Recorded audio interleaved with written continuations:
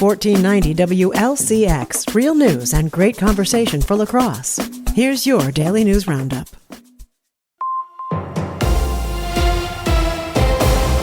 For Civic Media News, I'm James Kelly. The legal battle over federal funding for SNAP programs across the country continued this weekend. According to a press release on Sunday, Governor Tony Evers announced Wisconsin had joined another multi-state coalition in filing a letter with the First U.S. Circuit Court of Appeals, urging the court to enforce its directive for the federal government to fund programs like Food Share. The original directive came on Wednesday, at which time Wisconsin immediately distributed November Food Share benefits. The Trump administration also filed a notice of appeal on the decision, leading the U.S. Treasury to deny authorization for the payment of those benefits in Wisconsin. Governor Evers now says the state may be at risk of having insufficient SNAP funds to reimburse local food stores and retailers for Food Share members. In a subsequent press release, Governor Evers said he had received correspondence from the Trump administration directing states to immediately undo any steps taken to issue full SNAP benefits for November. Governor Evers responded, saying Wisconsin legally distributed those benefits under the active court order.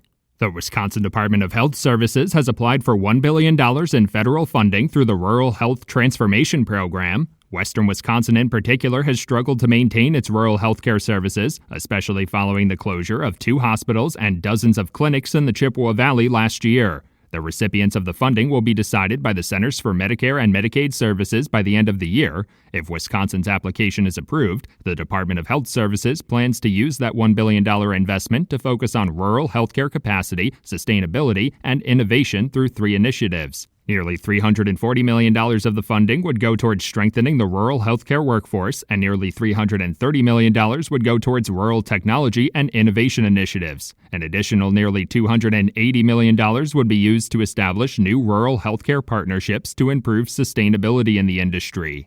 For Civic Media News, I'm James Kelly.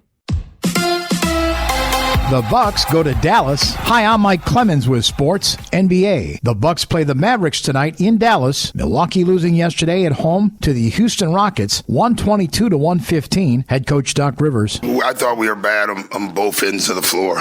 We gambled. We did things that we just can't do. College basketball, Marquette losing to Indiana, 100-77 in a game played at the United Center in Chicago. The Golden Eagles have a following in the Chicagoland area. NFL, it's the Packers and Eagles at Lambeau Field. I asked Micah Parsons what his thoughts will be tonight after the loss of his former teammate, the Cowboys' Marshawn Nealon, who died at the age of 24. If I know 9-4, you're going to want me to kill him.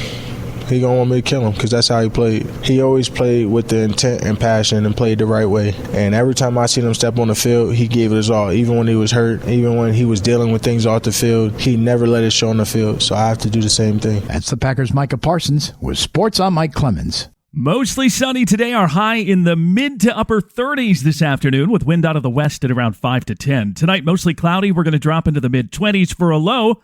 Tomorrow, partly cloudy and a bit warmer with a high in the upper 40s to near 50. I'm meteorologist Sean Cable. That's your La Crosse News Roundup from WLCX. Find more news anytime at lacrosseeagle.com.